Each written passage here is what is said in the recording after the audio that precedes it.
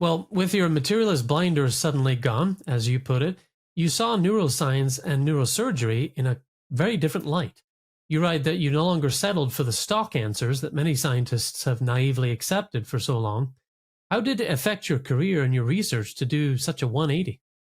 Well, atheism and materialism are really handicaps in science because you restrict yourself to a very narrow set of causes and a very narrow way of looking at the world. And when you include the idea that the world is governed by a mind, by a rational mind that has good intentions, and it makes a lot more sense of things. And I found my belief in God and my realization of the fact that the universe is created by an infinite intellect that it's been tremendously helpful.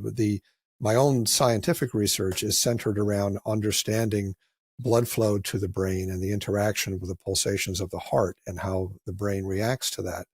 And I found that if I take an engineering approach and I ask the question, if this system of the heart and the brain were a design system, how would it be best designed? That has led me to discover a number of very important things about how the system actually works that I would not have discovered if I hadn't had the inference to design in my research.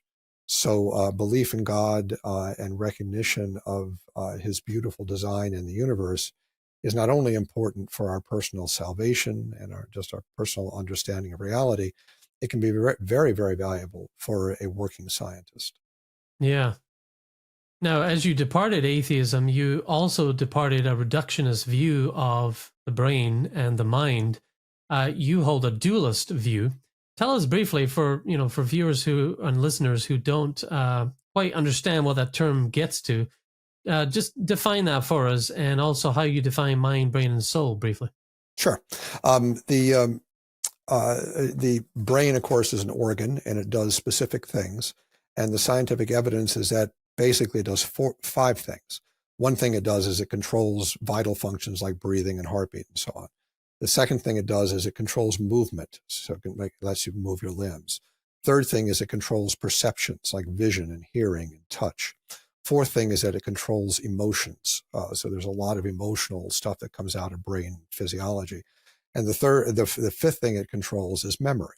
If we have specific memories, like remembering your grandmother's face, definitely comes from brain activity. There's a ton of science that supports that.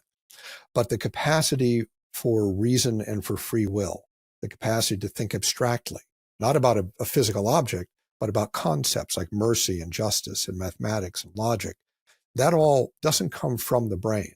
The brain is necessary for the normal exercise of abstract thought, but the brain is not sufficient for it. We have souls, and our souls are what make us alive, and our souls are spiritual. And a spiritual soul has both material things like our bodies and the control of our bodies, and it has immaterial things like, again, our capacity to know God, our capacity to use reason, our capacity to exercise free will. Okay, yeah, that's helpful. Now, you push back on the widespread materialist view in neuroscience that the mind is simply what the brain does. In one chapter, you explain that even when the brain is split in half, many important aspects of the mind remained unified. How does this point to an immortal soul? The immateriality of an aspect of the mind, that is, that the fact, and I believe it is a fact, that our capacity for abstract thought and our capacity for free will are not generated by the brain. The brain helps us express these things and helps us experience them, but it doesn't come from the brain. That immateriality of that aspect of our soul means that our soul cannot die in the same way that our body can. An abstract immaterial thing cannot cease to exist in the same way a material thing ceases to exist. A good analogy to help us understand that is if you think about the number 8. You can choose anything abstract. We'll think about the number 8. There are two ways that the number 8 can be in your experiential life. One way is if you just write the number 8 on a piece of paper. The other way is if you think about the number 8. You're just abstractly thinking about it. Well, if you write the number 8 on a piece of paper, that version of number 8 could so-called die, meaning you could put it in a fireplace, the paper burns up, that written number 8 is gone. But the concept of number 8, the abstract concept, can't die. That is, that there will never be a time when a department of mathematics will announce that, well, yesterday, sadly, the number 8 passed away, so from now on, we're counting from 7 to 9. Meaning abstract things don't disintegrate, they don't fall apart, they don't die.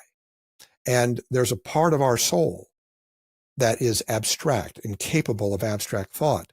So that means that our soul is not the kind of thing that can cease to exist, at least not in the sense of dying. So there's very strong evidence, I believe, just from a logical, philosophical standpoint, to believe that the human soul is immortal. And that, of course, was the viewpoint of St. Thomas Aquinas and many of the greatest philosophers and theologians. And there is considerable scientific evidence for that also. Yeah.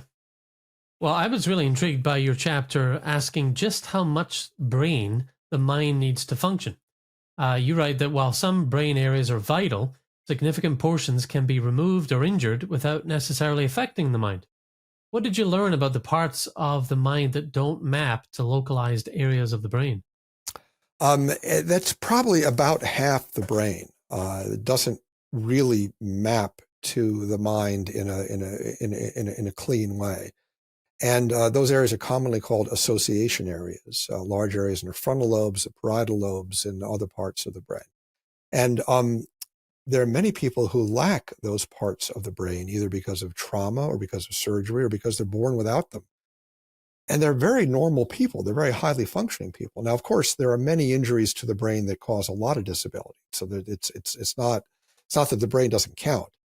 It's that there are a number of anomalous situations. A good example was a little girl that I've cared for since she was born, who was born missing half or 2/3 of her brain. A major part of what was inside her skull was just spinal fluid, which is water. And a lot of her brain was missing. And I counseled her family when she was born that, I couldn't be sure how she was going to do, but it didn't look good. And as she has grown up, she's been perfectly normal at every stage of life. And she's a bright young lady. She's in her 20s now. Her mom jokes that she's too smart for her own good sometime. And she's a perfectly normal young lady. If you were to meet her, it's perfectly fine. She's missing 2/3 of her brain. So there's a lot of that goes on. And that doesn't mean the brain isn't important, but it means that we really need to rethink the textbooks, and particularly we need to rethink the materialist ideology, and it's really just an ideology, that the mind is completely caused by the brain. That simply isn't true, and there's a ton of science, there's a ton of personal experience that tells us that's not true.